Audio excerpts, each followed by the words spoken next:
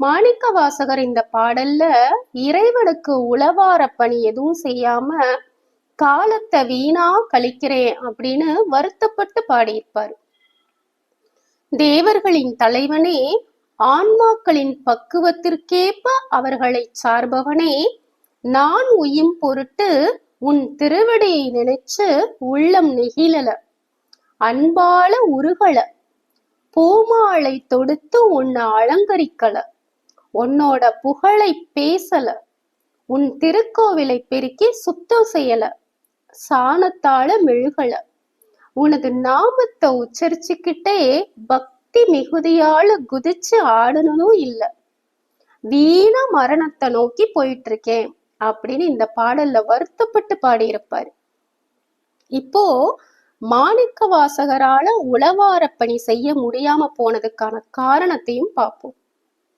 திருப்பெருந்துறையில இறைவன் தனியா அவரை மட்டும் விட்டுட்டு போனதும் முதல்ல ரொம்ப வருத்தப்படுறாரு. அதுக்கப்புறம் எதுக்காக நம்மள மட்டும் இறைவன் தனியா விட்டுட்டு போயிருப்பாரு அப்படிங்கறது அவருக்கு புரியுது. அதுக்கப்புறம் பல தலங்களுக்கும் போய் வழிபடுறாரு.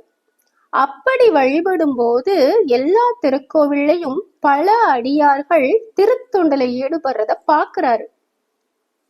அவங்கள மாதிரியே பூமாலை தொடுத்து கோவிலை பெருக்கி சுத்தம் செய்யற உளவார பணிய நம்மளால செய்ய முடியலையே அப்படின்னு வருத்தப்படுறாரு. ஒருவேளை இந்த உளவார பணியெல்லாம் நம்ம செஞ்சா இறைவன் மீது நமக்கு இன்னமும் அன்பும் உருக்கமும் அதிகமாகுமே அப்படின்னு அவருக்கு தோணுது. ஆனா அவரும் அந்த திருக்கோவில்ல தங்கி உளவார பணி செய்யலாம், யாரும் அவரை தடுக்க போறதில்ல. அவருக்கும் உளவார பணி செய்யணும் தான் விருப்பம்.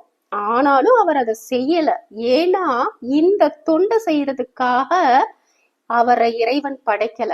இறைவன் அவரை அடியார்களுடன் கூட்டிட்டு போகாம விட்டுட்டு போனதுக்கு ஒரே காரணமும் இதுதான். அவர் மூலமா திருவாசகம் வெளிப்பட வேண்டும் அப்படிங்கிறது தான். அதனால ஒரு இடத்துல தங்கி திருக்கோவில்ல திருத்தொண்டை செய்ய விடாம அவரை உந்தி தள்ளுறாரு தில்லைக்குத்தன். உளவார பணி செய்ய நினைச்சும் அவர் அதை செய்ய முடியாததுக்கான காரணம் அவரால் திருவாசகம் பாடப்படணும் அப்படிங்கிறது மட்டும்தான். இப்படி திருத்தொண்டுல நம்மளால ஈடுபட முடியலையே அப்படிங்கிற வருத்தத்துலதான் சாமாரே விரைகின்றேன். சாமாரே அப்படின்னா சாவதற்கு, சாகிறதுக்காக விரைந்து செல்கிறேன் அப்படின்னு பாடுறாரு. இதைத்தான்